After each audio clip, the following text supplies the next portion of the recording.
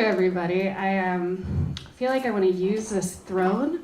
I'll probably stand for most of it, but it just feels like I'm like the goddess of spring.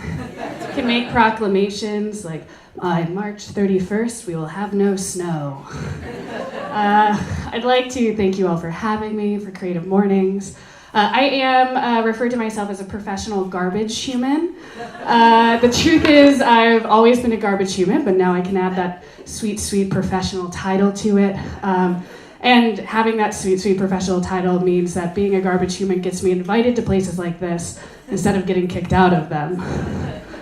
I know, though, that some people might be disappointed that there's a human here and not a googly-eyed machine. I've been really adjusting to that fact. I know seeing me is a bit like watching Bruce Wayne give a TED Talk. It's okay, he has something to say, but you're kind of hoping the Joker shows up and you get to actually see Batman. On that note, you're not going to see Mr. Trashwheel today, unless you buy one of his plushies or one of the sweet, sweet merchandise on the back table. But I am the voice of Mr. Trashwheel. We share the exact same brain. I also am the voice of Professor Trashwheel, for those of you who have more refined taste. On that note, I will say that, yes, it is me who finds all those otter photos. And as you probably can guess, it is the toughest part of my job. I want to talk a little bit for 1 second just to address the elephant in the room, which is that Mr. Trashwheel is more like than me, even though I'm a flesh and blood human being. He has 18,000 fans, and my tweets are primarily liked by my dad.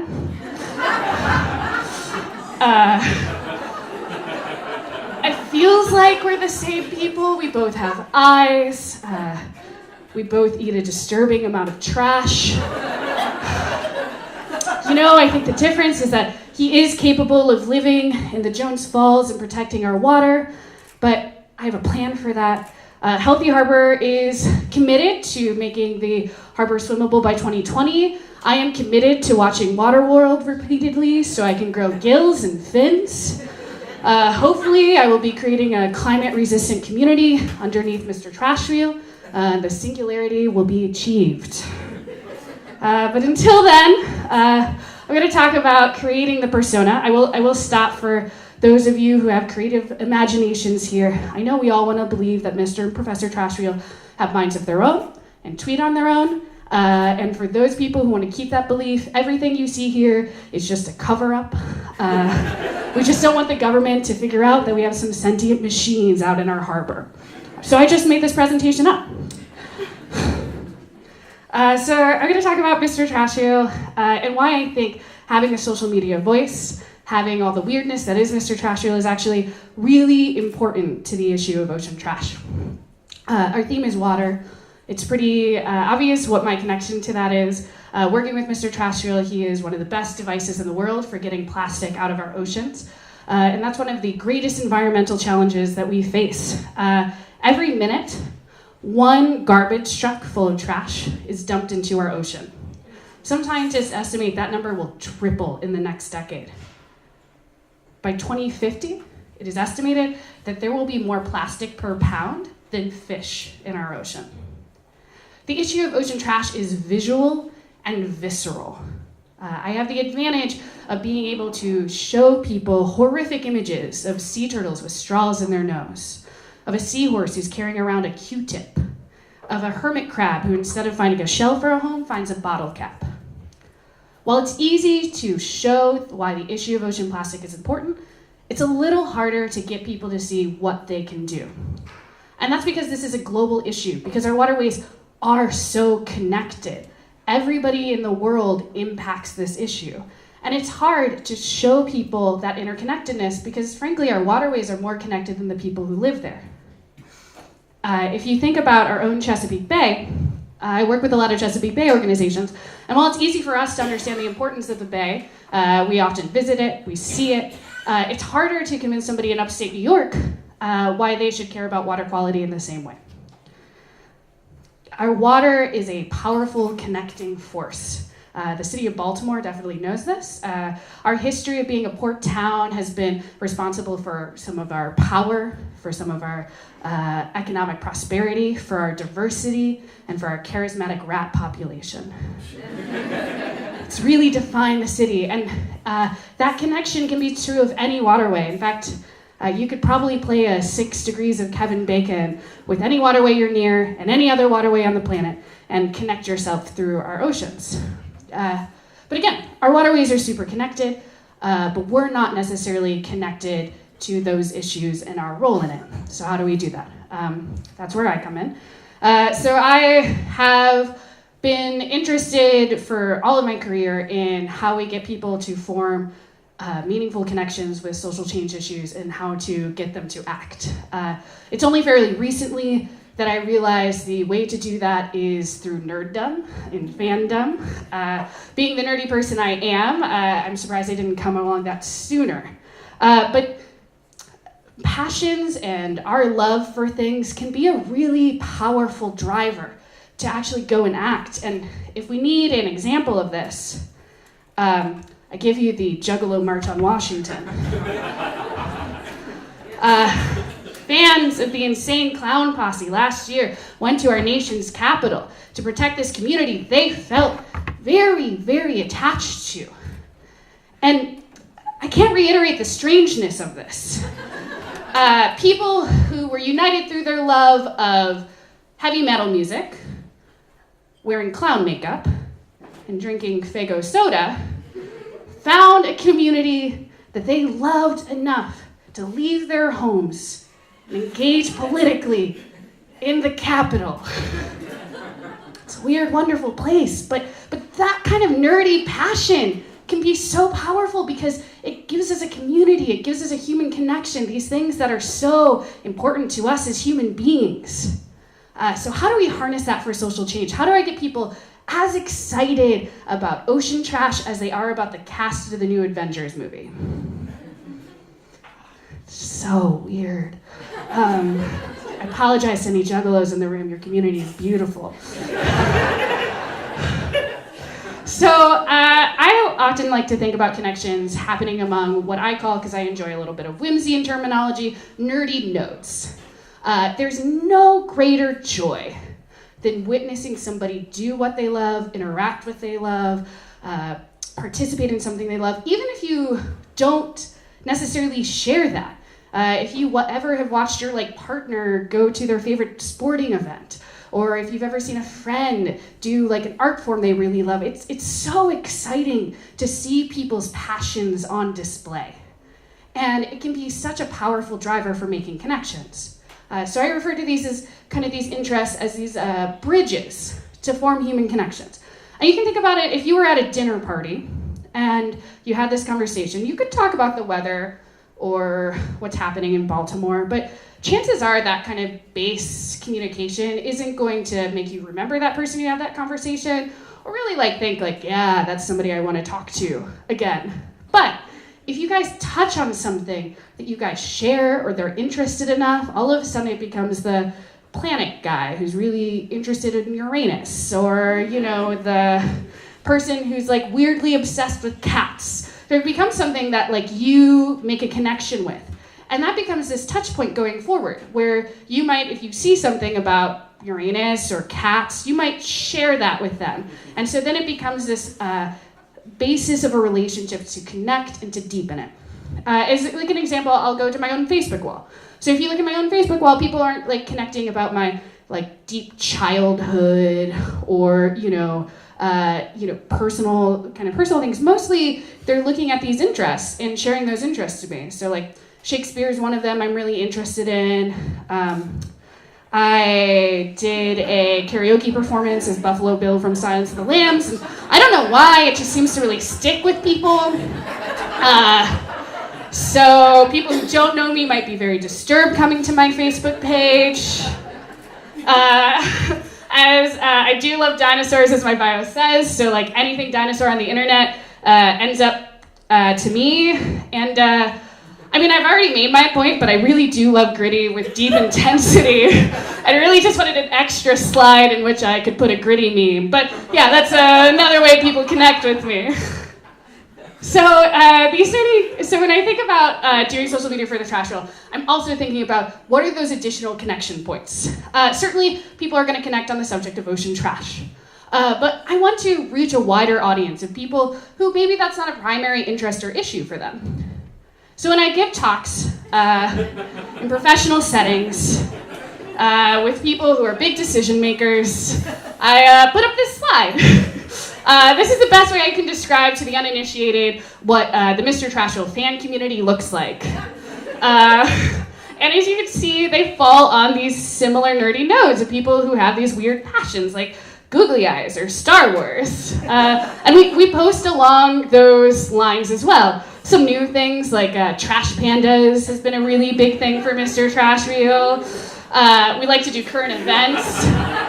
So hopefully somebody who just really wants to see Lady Gaga and Bradley Cooper get together is like, oh, who's this trash reel? Maybe I'll ship them instead.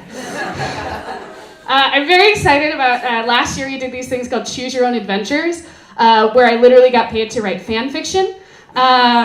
So we created these ongoing stories in which fans could vote on characters that would be involved in them or plot lines to do. So we had this is a Jane Austen-esque romance in which Professor Trashfield turned out to have a time machine, and then they went and joined pirates, and the dread pirate Roberts from The Princess Bride ends up saving them. You know, totally normal social media things for an environmental organization.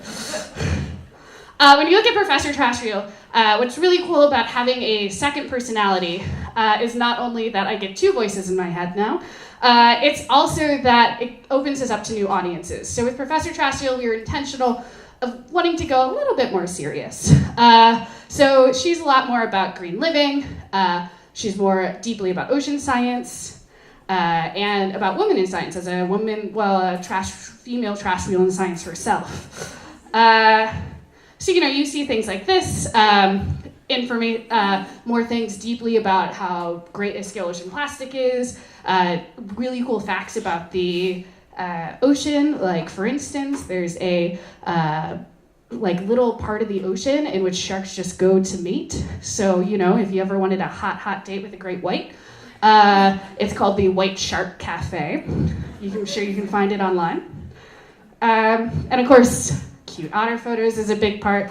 But the reason I bring up Professor Trash Reel is, like I said, it allows us to reach new audiences. So her interest in science, for instance, led to naming her beer Blinded Me with Science. Thomas Dolby, who wrote Blind Me with Science, actually is in Baltimore, and agreed to recreate part of that music video with us and help promote our new beer.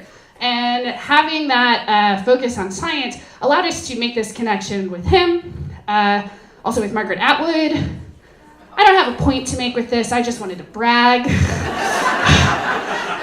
No, I did have a point with this.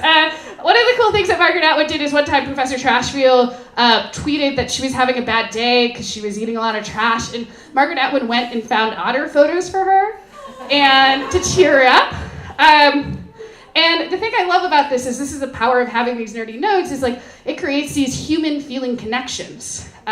So Margaret Atwood took time out of what I'm sure is a busy day to go find otter photos for a machine that doesn't really have a mind that exists. You know, but that feeling, that connection that she had through these kind of nerdy nodes was powerful enough for her to take, you know, I don't know, maybe, I'm sure she's good at Google, like 5 minutes out of her day. So I get this question a lot, all the time. What does Star Wars or otter photos really have to do with ocean trash? You know, my coworkers who all have very normal singing jobs often look over my shoulder and see me like photoshopping Professor Trash Wheel into a Guardians of the Galaxy scene and like are kind of wondering why they pay me. But it's this reason. It's that I want to connect on the issue with ocean trash with a broader audience. And connecting with people on their passions allows us to reach a broader audience. And I talk to nonprofits all the time, and the thing is like, while the issues that you're dealing with are super important, nobody wants to talk about, like, hear about just one thing. It's kind of like you're at a party, and I'm sure all of you have this in the friend circle, where there's a guy, it's usually a dude, sorry, and every time you interact with this person, he has like one thing. For me, it's Adam Smith's invisible hand in capitalism and Keynesian economics, and that's all they talk about. Like, we know that guy. We don't want to be that guy. We don't want to be around that guy. We want to be with somebody who has various interests and various things that we can connect and isn't just hammering one point over and over and over again. So that's why we do it, and I know you're asking, like, okay, that's cute, but how do you know that that works? So last year we got a grant from the EPA to really look at how these social media efforts, while they were great at raising a following, do they actually get people engaged in picking up ocean trash? So we tried a thing called Trashy Tuesdays, in which every Tuesday in October we asked people to pick up trash. And we did like weird themes and stuff like that, but it wasn't weird enough. We had built this cult-like following with all of these kind of nerdy interests, and it wasn't, oh, cult. Oh, that's something. Yeah, so I think, I hope that we created the first EPA-funded, environmentally friendly cult. We refer to it as a secret society because that feels a little bit more palatable. So in April of last year, we launched what's called the Order of the Wheel.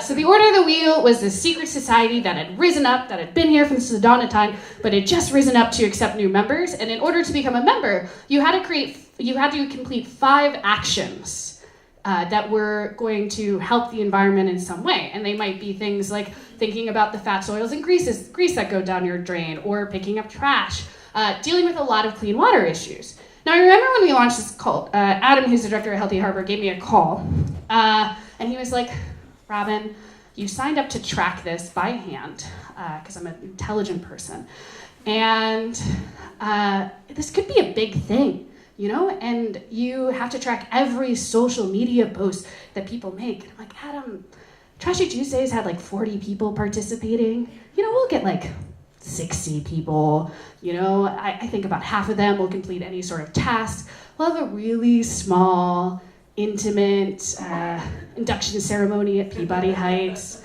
It's fine. Yeah, I've been working in this now for 3.5 years and didn't understand the power of what we had built. So 2,000 people applied. 800 of those people did one social media post.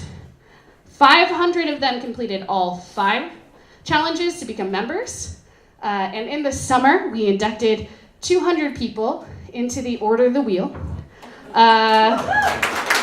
Very exciting. And glad I grew up Catholic because I had to figure out weird rituals to now create this secret society. So the day we did the induction ceremony called for rain, and we had about 180 people who had signed up to attend. We thought anybody who's done a Facebook event knows you get a lot of interest, maybe 5 of your closest friends actually show up. So we were thinking, okay, it's going to be about that. We actually had, and this has never happened to me before, more people attend than signed up.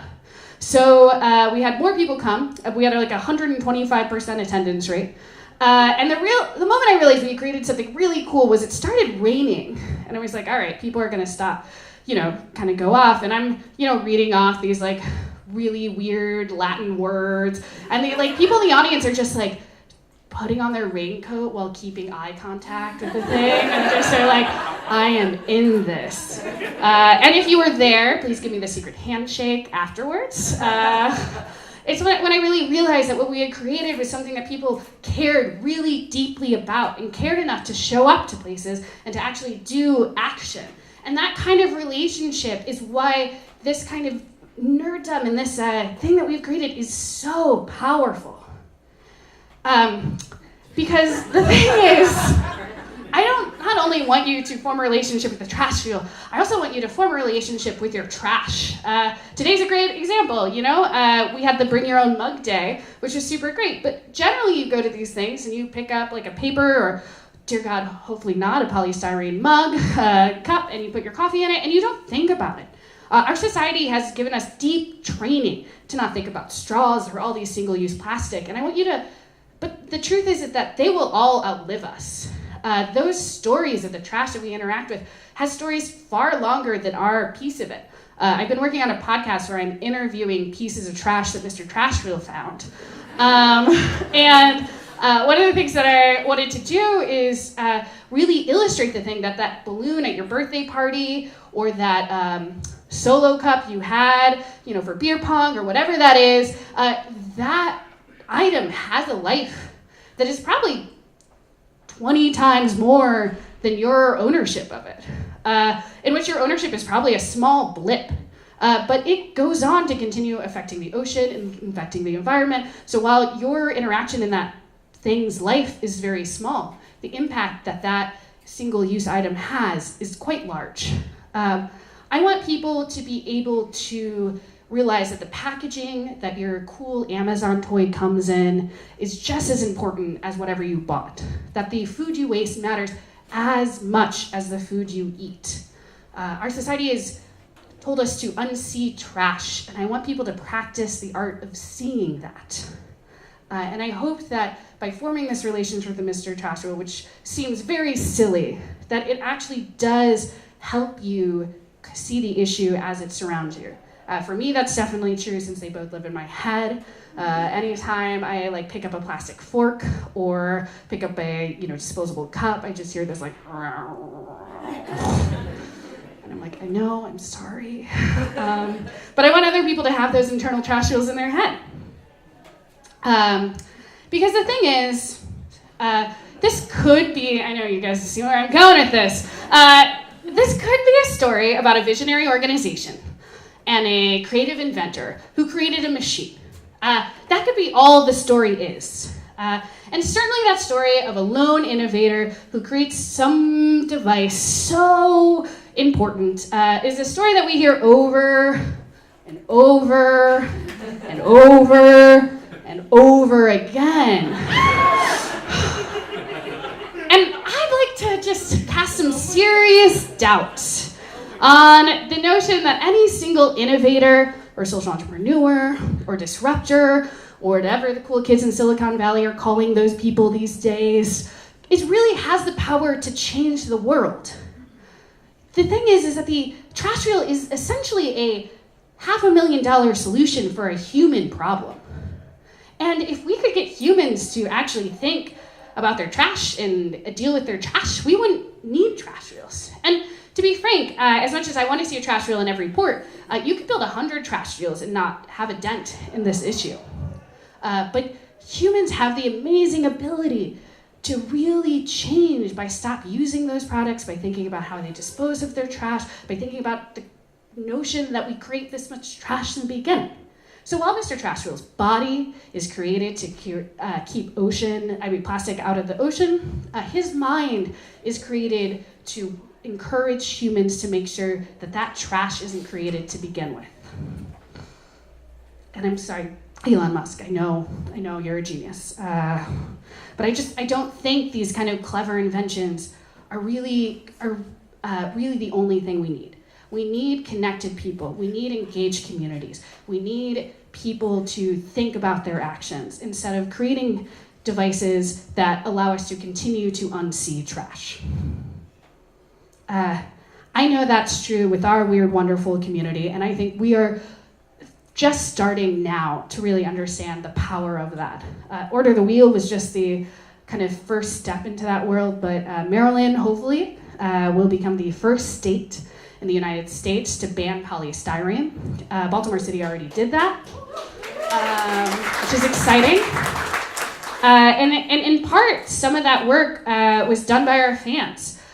Statistics were used from the trash wheel about how much polystyrene they collect. We couldn't have those statistics without volunteers who sacrificed their Saturday to literally jump into a dumpster and to sort out trash.